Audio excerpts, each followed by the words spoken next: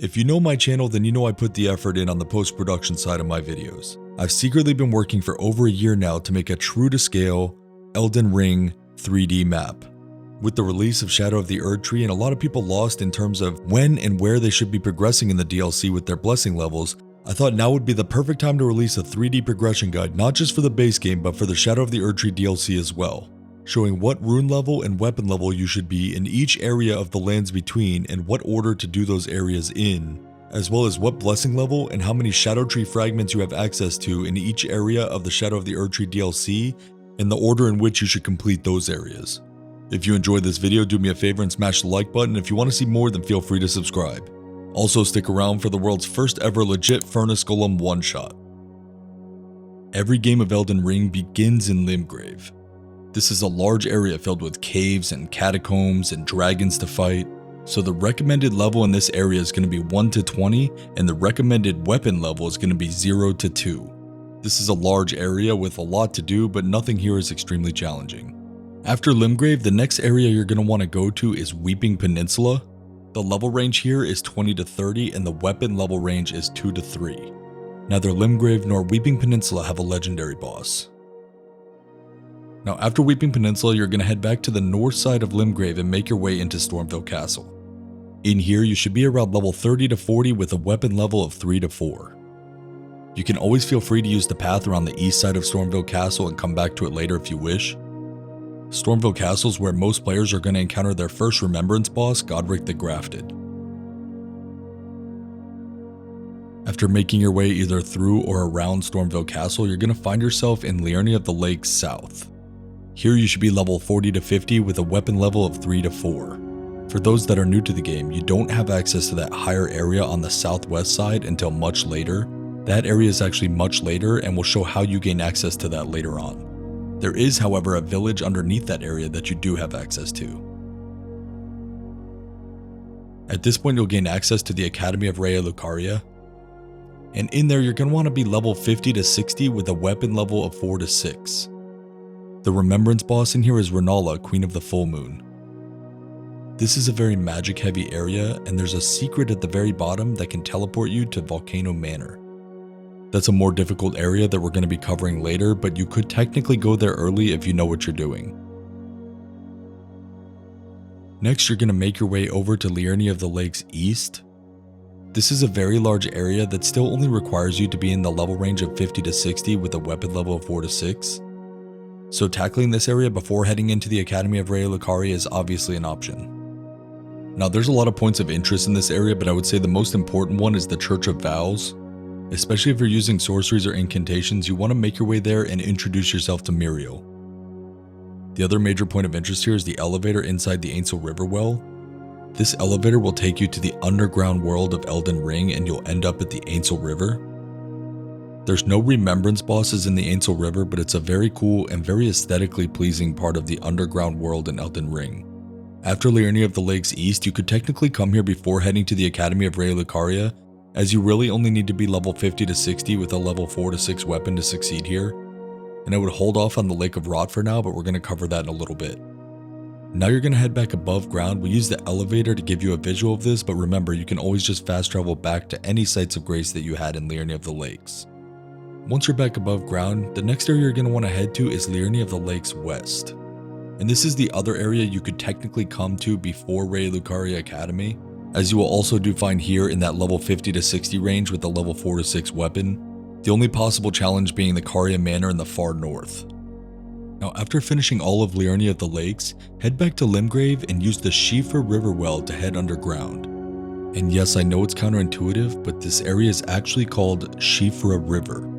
I did the research and the word is actually Irish in origin. Now down here you'll still do fine in that 50 to 60 level range, but you should have a weapon level of 8 to 12 at this point.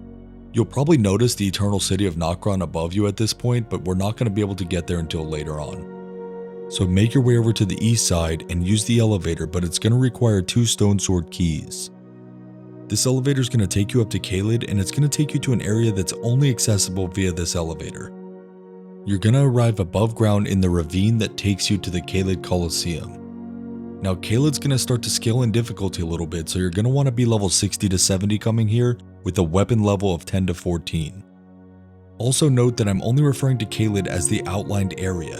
That other section to the north is actually called Dragon Barrel, and we're going to cover that later.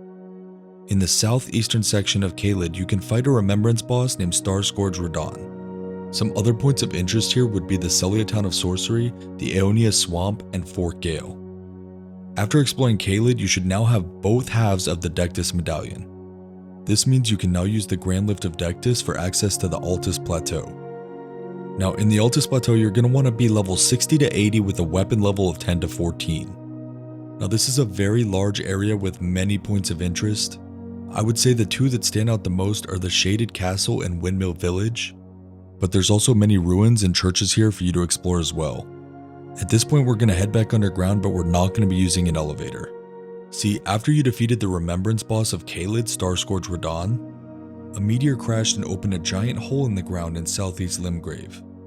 After carefully climbing your way all the way down to the bottom of that hole, you're going to find yourself underground in Nokron Eternal City. You'll probably recognize this area as the one that was too high to reach above you when you were in Shifa River earlier. This area is a little bit more difficult than that one, so you're going to want to be in the level range of 70 to 80 here with a weapon level of 10 to 14. There's a remembrance boss down here as well called the Regal Ancestor Spirit. This is also where you'll finally pick up the fan favorite Mimic Tier Ashes. Now make your way north through the Ancestral Woods and fight the Valiant Gargoyle's optional boss for access to the Deep-Root Depths. After the boss fight, just simply climb into the stone coffin to be transported to the Deep-Root Depths. You'll want to be level 80 to 90 with a weapon level of 15 to 20 when you come to the Deep-Root Depths. There's a remembrance boss in the Deep-Root Depths named Lich Dragon Fortisax. I think a lot of people don't realize that the maps overlap and this area is actually directly beneath the base of the Erdtree. So whenever you finish the Deep-Root Depths, just head back to whatever site of grace you have that's furthest west in the Altus Plateau. And from there you can start to make the climb to the top of Mount Gelmir. Once you reach the top, you can head into Volcano Manor. You should be level 80 to 100 with a weapon level of 15 to 20 for this area. The remembrance boss Rykard Lord of Blasphemy is also in Volcano Manor. Once you finish everything you wanted to do at Mount Gelmir and Volcano Manor, head back down to Ainsel River. Today's video was sponsored by NordVPN. If you're planning on heading into multiplayer and playing with your friends all around the world, NordVPN can make that even more enjoyable. It's great teaming up with a company like Nord because I've been using their product for years prior to this. I'm a firm believer in their product and the way that it's helped shield me and my family from the dangerous world that is the internet.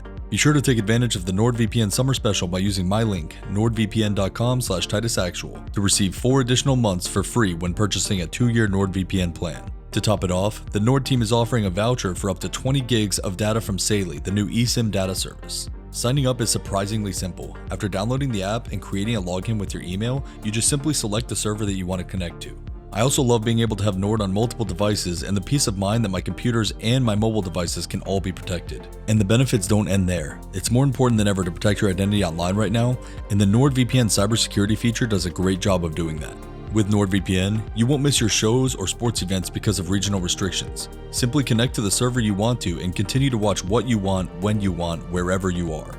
With thousands of servers all over the world and Nord's 30-day money-back guarantee, you really have nothing to lose. Definitely go try it out and be sure to use my link in the description below or head to nordvpn.com/TitusActual for 4 months free when selecting the 2-year plan, plus up to 20 gigabytes of free data from the Saley eSIM.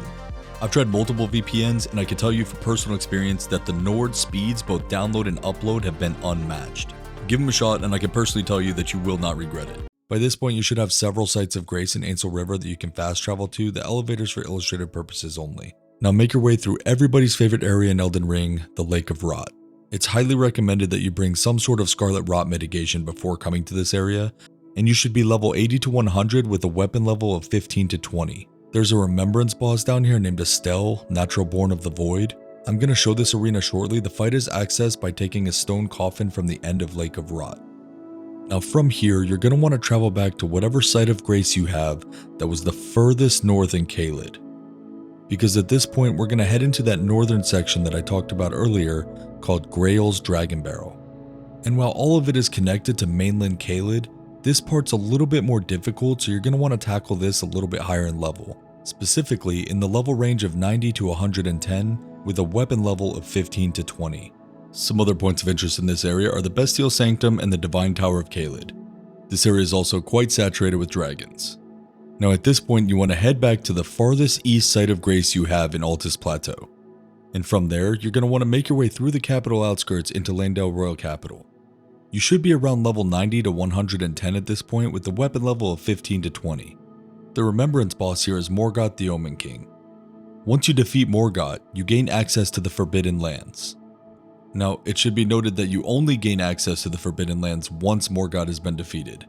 This area will be sealed off until that happens, and you should be level 100 to 120 at this point with a weapon level between 20 and 24. You can now access the Grand Lift of Rold with the Rold Medallion given to you by Melina after defeating Morgoth. This is the only way to reach the Mountaintops of the Giants, which will be the next area we're heading into. The Mountaintops of the Giants is a very vast area that's very high in elevation, and it's home to the Remembrance boss, the Fire Giant. This area, and specifically this boss, are going to prevent you from progressing the storyline any further. So coming to this area and defeating this boss is mandatory to progress the main storyline. You should be between level 100 and 120 with a level 20 to 24 weapon. After defeating the Fire Giant, Melina will set the Erdtree of Flame and teleport you to Crumbling Fire Missoula. However, that area is a little bit more difficult, so we're going to put that off for now and circle back to it momentarily. At this point, you have access to both halves of the Haligtree Secret Medallion. You can present it at the Grand Lift of Rold for access to the Consecrated Snowfield. You should be level 100 to 120 with a weapon level of 20 to 24 here. The two main points of interest here are Ordina, which takes you to Haligtree, which we'll be doing later, and the portal that we're going to be using right now to take us to Mohgwyn Palace. The only other way to reach Mohgwyn Palace is by finishing White Maskvar's questline and using the Pureblood Knight's medal. The Remembrance boss in Mohgwyn Palace is Mohg Lord of Blood, and he's actually very important, because to access the DLC, you need to kill Radahn and Mohg, and then the DLC is accessed within Mohg's arena. You want to be level 110 to 140 for this area, with a weapon level of 20 to 24. Mohgwyn Palace is infamous as home to the best rune farms in Elden Ring as well.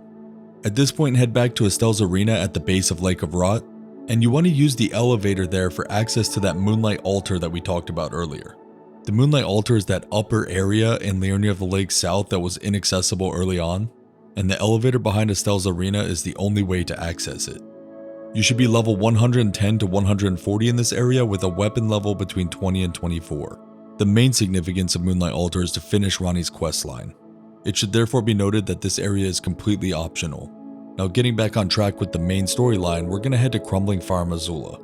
Remember, you'll be teleported to this standalone area by talking to Melina after killing the Fire Giant. This is a fairly difficult area. You should be level 120 to 150 with a weapon level of 25. There are actually two Remembrance bosses here. There's an optional Remembrance boss named Dragonlord Placidusax, and then there's a Remembrance boss named Malekith the Blackblade who's mandatory to progress the main story. Both of these bosses are quite challenging, and just reaching them can be fairly challenging as well, because you're going to have to go through some tougher enemies in fights like the Godskin duo. Now after completing this area, you'll be teleported to the final area in the game, but before progressing there, you should head back to Miquella's Haligtree and finish this optional area first. This area was pushed back because it can be quite challenging, and one of the most challenging areas in Elden Ring. Miquella's Haligtree is home to Malenia, Blade of Miquella. This is an extremely tough area and an extremely tough boss where legends like Let Me Solo Her are born. You should be level 120 to 150 with the level 25 weapon before heading here. This optional area is accessed through Ordina and Consecrated Snowfield. From here, it's time to head to the final area and finish the main story in Elden Ring before starting the DLC. There are not a lot of enemies here, but there are a couple of Remembrance bosses. First you'll fight Godfrey, first Elden Lord, then Radagon of the Golden Order, and then Elden Beast. You should be level 120 to 150 with a level 25 weapon at this point. You now unlock the option to go into New Game Plus, but this is not mandatory. This will increase all health and damage that enemies deal, so you may want to go and experience the DLC before going into New Game Plus. You may also want to go and wrap up loose ends or pick up items you may have missed around the map while you still have access to the complete map. Remember that when you're ready to enter the DLC now, all you need to do is go back to Mohgwyn Palace and go to the arena where you fought Mohg Lord of Blood. Interact with the cocoon in that arena and you'll be transported from the lands between to the Realm of Shadow. Now when you first arrive in the DLC, you're going to be in the Gravesite Plain. Here I recommend a Shadow Blessing level of 0 to 5 because you should have access to between 0 and 10 Shadow Tree fragments. There's 2 remembrance bosses in this area. There's the Divine Beast Dancing Line in the Bellarat Tower Settlement, and R'hllana Twin Moon Knight in Castle Ensees. Now move up to Shadow Altus and you should be between Blessing level 3 and 10 here because you should have access to between 10 and 20 Shadow Tree fragments. There's an optional remembrance boss here named Metter Mother of Fingers. Now from Shadow Altus you're going to take the tunnel down to Cerulean Coast. Now there really aren't that many enemies in this area until you get down into the fissure, and you should have this unlocked as long as you approach Shadow Keep while you're in the Shadow Altus. There is one remembrance boss in this area at the very bottom of the fissure named Putrescent Knight. You should be blessing level 5 to 11 here as you should have access to 20 to 23 fragments. At this point you're ready to make your way into Shadow Keep, as well as the areas behind it to include the Shadow Tree Base, Shadow View, and Hinterlands. There are a couple optional remembrance bosses here like Shadow Tree Avatar and Commander Gaius, as well as a mandatory remembrance boss named Mesmer the Impaler. You should be blessing level 8 to 14 here as you should have access to 23 to 34 fragments. Now make your way out the castle watering hole, down the Recluse's River to the Abyssal Woods. There's an optional remembrance boss in the Abyssal Woods named Midra.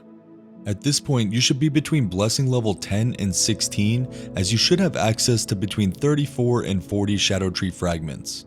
At this point, there's only one more large optional area before heading towards the end of the DLC, and that area is Jagged Peak.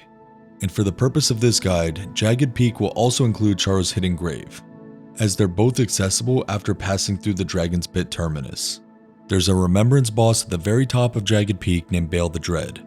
Now in this area you should be between blessing level 12 and 17 because you should have access to somewhere between 40 and 42 Shadow Tree fragments. As this area is completely optional, you can always come back here later as well. Now at this point you would go back to Shadow Keep and take the west exit across the bridge to the ancient ruins of Ra. There's a mandatory remembrance boss here named Ramina, Saint of the Bud. You should be blessing level 14 to 18 here as you should have access to 42 to 46 Shadow Tree fragments at this point. At this point, if you've eliminated both Mesmer and Ramina, you can burn the Sealing Tree. I would be sure to finish any quest lines that you wanted to do before doing so. Once you burn the Sealing Tree, you'll be teleported to the final area in Shadow of the Erdtree, Anir Ilim. This is a fairly difficult area. You should be blessing level 15 to 20 here as you should have access to 46 to 50 Shadow Tree fragments. After fighting your way to the top, you'll find the most difficult and final remembrance boss in Shadow of the Erdtree, Promised Consort Radahn. Now, if this guide helped you better understand the order and recommended level that you should be tackling content in Elden Ring and the DLC Shadow of the Erdtree, do me a favor and smash the like button. If you want to see more guides like this, be sure to subscribe and let me know in the comments section below what kind of guides you want to see next. As always, there's going to be a written checklist version of this guide for those of you on Patreon as well. Also, since the new buff routine and build guide aren't coming out till next week, and because you guys have been so patient, for those of you that are still here, I'm going to give you a sneak peek of the world's first ever legit Furnace Golem one-shot.